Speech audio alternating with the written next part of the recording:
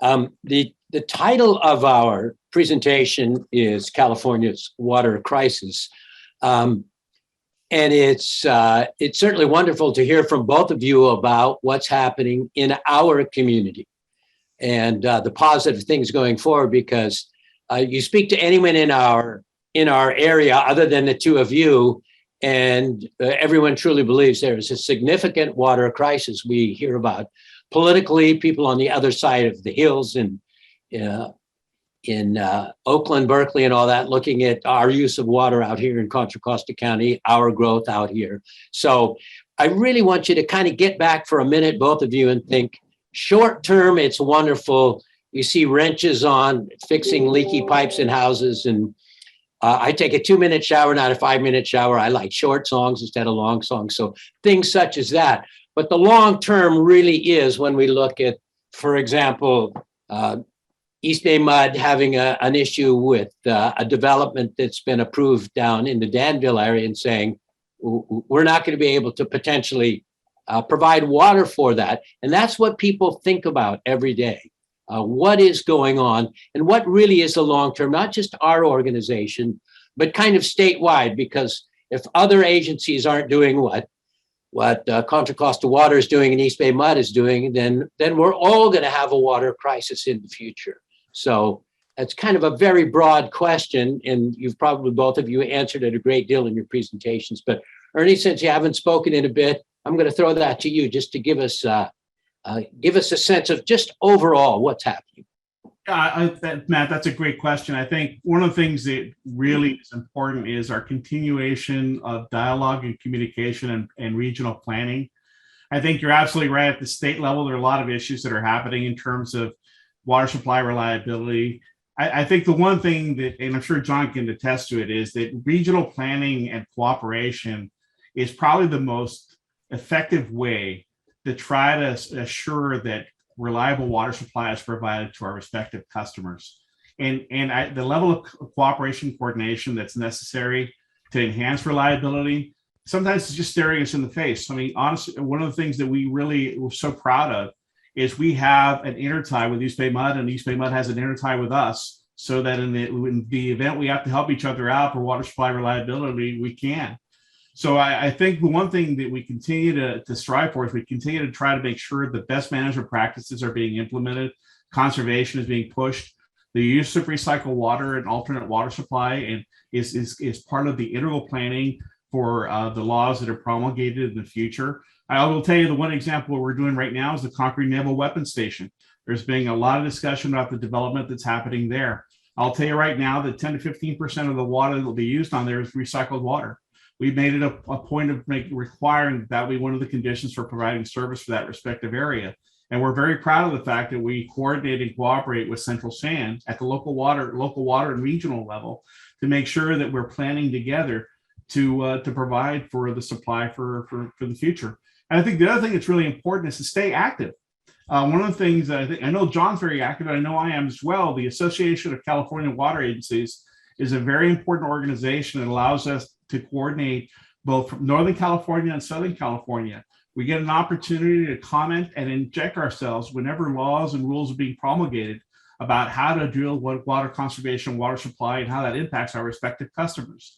And so by staying active at the state level and monitoring those conditions, it keeps us in the game to make sure that the rules and regulations take into account local water agencies and local water agency needs. The one thing that's really been important is that we stay with the science as well. For the Delta, I think there are very few people or organizations in the state of California that know the Delta as well as Contra Costa Water District and our scientists. We have an incredible model that we do that is used by a variety of different regional water agencies about how the Delta might respond and react to different types of projects that are out there. So by staying active in the game, communicating, cooperating, coordination, that's the name of the game for the future, and being able to prepare, work at the regional level. That's why I love my relationship with John, is we have a great opportunity. We are demonstrating how that can happen with Los Vaqueros expansion and our interties. All right, and that's Hey, Matt. Director Coleman got booted out, so he is trying to reconnect right now. okay. So you might want to throw Ernie another one. I'm going to throw him another one. So one of many of the questions that have been sent to me involve this mandatory rationing. And it's wonderful to hear from both you and John, the issue of we're at stage 1. Hopefully we're not moving to stage 2. But the question comes up, what if we have another dry winter? So everyone is doing everything they possibly can and not watering. We use more water out here than people on the other side of the hill towards the bay. And everyone's doing his or her part, and it sounds wonderful. But the question of climate change and all, and the impact on rain this year. So what happens next year? And kind of a part of that is, when is the expansion at Los Vacares going to be up and running? So let me answer the last part of it first. We envision that it'll probably be about anywhere from probably 4 to 5 years out. If everything happens the way we've kind of planned out with our respective partners, the Los Vaqueros expansion will be in service in about 4 to 5 years or so, give or take. And in terms of being the drought aspect of it and the mandatory requirements, what if there is another dry year? Well, we've anticipated, and as part of our planning, that these droughts could last anywhere from 3 to 4 years. So one of the reasons that we work very hard to keep Los Vaqueros full is in anticipation that that were to occur. The more we have in local storage, the better. So we keep that Los Vaqueros reservoir as high as we possibly can within reason. And one of the things that we're being able to prepare for climate change, by the way, because that is a major impact on how we manage our system, is that we have now constructed pipes so we can draw water from the Delta in 4 or 5 different locations, wherever the water quality is sweetest. The other thing that's happening with climate change on the Delta is, whereas the window would be open for 3 to 4 or 5 months that we could draw water from the Delta and have good water quality, with climate change, the window for fresh sweet water is what we call it, right? Water that would meet good water quality standards for us and we could treat very well and what isn't as salty, goes from about 3, 4, or 5 months down to 2 to 3 months. We call it being flashy. All of a sudden you have this a big slug of good water passes through, and if you don't have the ability to draw the water at that time, that's a major impact. You passed up an opportunity to draw from the water at its best water quality. And if you don't have a place to put it, you don't have the ability to be prepared for water, having good water and good water supply for the future. So we keep our reservoirs full. We have water rights as well. We've negotiated for the Delta that we can draw upon. We have 10,000 acre foot option to draw from East Contra Costa County Irrigation District in the event that we need additional water. So we plan for those contingency by encouraging and getting water rights that we can draw upon if necessary that aren't being used by others. We keep our storage levels full, and we try to make sure we have the maximum flexibility to draw water from where the water is going to be at best quality and best supply. You know, that's interesting when you talk about the Delta, because we all have heard, years ago about the transfer of water to Southern California. We've heard of the 1 tunnels and then 2 tunnels and then 1 tunnel. And clearly water is a political issue in California. And again, I want to say thanks to you and John and your organization, because we hear such positive things. But tell us about the impact of, let's say, the state having some control that you don't have. In other words, saying, all right, we appreciate there's this salinity and this issue, particularly with climate change in the Delta. But what if the state says, okay, this is what we're going to do. We're going to ship significantly more water with the tunnel project from the Delta to Southern California? Yeah, so Matt, that's a great question. And one of the things that we do, we're very, very protective of the Delta. I think, as I mentioned earlier, we have the best model of the Delta by far, as I'm concerned, on how we can be able to model the impacts of various water operations from Sacramento and north into the Delta.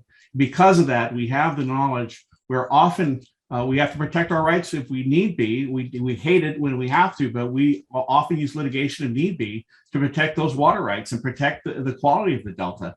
And DWR, we work very closely with DWR in regard to what they're proposing to do. one tunnel, two tunnels, what have you. We are always looking out for the best interest of our customers and water quality. If they're proposing that kind of project, we will protect our interests in the court if need be. But I'll tell you right now, DWR, I think, isn't very interested in litigation either, which is great, which means that they have to accommodate and provide and keep us whole in terms of the water quality that we are able to draw routinely and regularly and by precedent at our different intakes. And that's one of the things they would have to be assured to protect those interests, to make sure that whatever project they come up with doesn't negatively impact our customers. And if need be, we'll take it to litigation if need be. We're there to protect the interests of our citizens. That's what we're here for. All right. All right. A question that comes up, and it just came up in the chat, and I actually had it down here, was in 76, I think we went through a drought and people's lawns died and lots of things happened, and people are very concerned that that's going to happen in the future. One of the concerns of people is that people worked very hard to manage their water and to conserve, but that meant less water was sold. That meant less revenue to the districts, and that meant that higher rates went up. So the big gorilla in the room is people are saying, if we conserve more, we're actually going to end up in the long term paying more for our water. Is that just something we're just going to have to live with because that's just a fact of doing business, or is there something that you'd like to mention as to? Do you want me to jump in? And again, I apologize. I got boot. I haven't had it where my iPad froze like that. I can tell you we're going to hear about that. Fortunately, this year our revenue rate structure, we have a rate stabilization fund. And so we're using the rate stabilization fund where in the good years, if we brought in excess money, it's actually helping pay, for example, the water we're purchasing from the Central Valley Water Project. So that it's not going to go on to the ratepayers. That's money that we've already collected. And so we're going to be using that. If we're in a long-term drought, yeah, we're going to see our fixed revenue is pretty simple. We can sell 100 million gallons of water a day or 300 million gallons of water a day. The only variable is the amount of energy and chemicals it takes to treat and move the water. It's still the same number of people that are operating the system. And actually, probably the same as CCWD, we increase our staffing in the conservation area to help homeowners and businesses reduce their water usage and not have a negative impact. But right now, at least for this year, we're not looking at a deficit in that respect in terms of revenue being generated in order to move, because we have the rate stabilization fund. All right, that I think that's going to help and ease the mind of a number of people who've sent me some chats on this. An issue is we talk about we need housing, and the state has mandated, even the city of Walnut Creek, you're within the next few years, 5,000 additional units. And of course, everyone's hair gets on fire when they see that the state is mandating that we build this housing. If we build the housing, people are going to need energy and they're going to need water.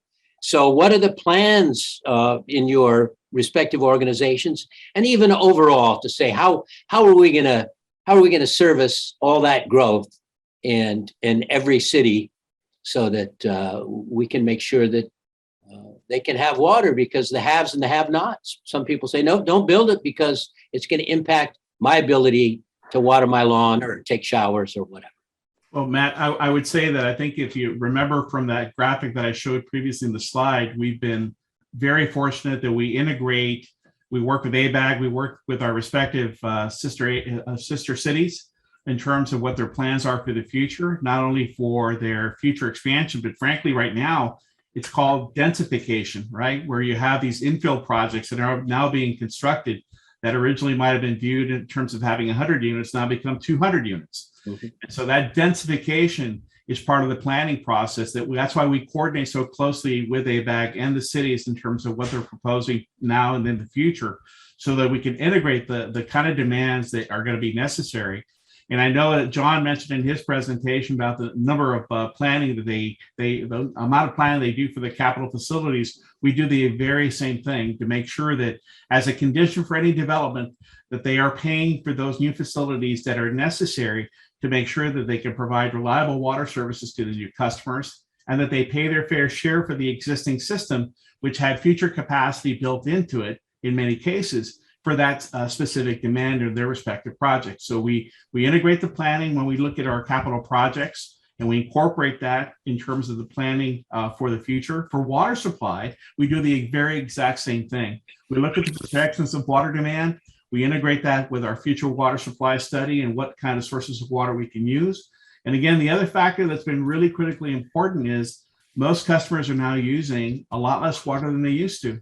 And folks thought that when the drought came to an end, the demand would start coming back up. In reality, it hasn't. A lot of the changes that have occurred that have now been the citizens now have responded to the drought. They use a lot less water than they used to. And that's allowed that water to be used for other sources, along with the alternate water supplies like recycled water. We integrate all of that collectively to make sure that we have we have the ability to meet those future demands. Recycled water, alternative water supply, water conservation, and water supply planning and capital planning. All that works together to make sure we can meet for future needs. All right. Yeah, Thank you, I'll tie Worth. in on that. We have a Okay. system capacity charge where it's similar to what the CCWD has. Every water meter hookup pays for a future water supply.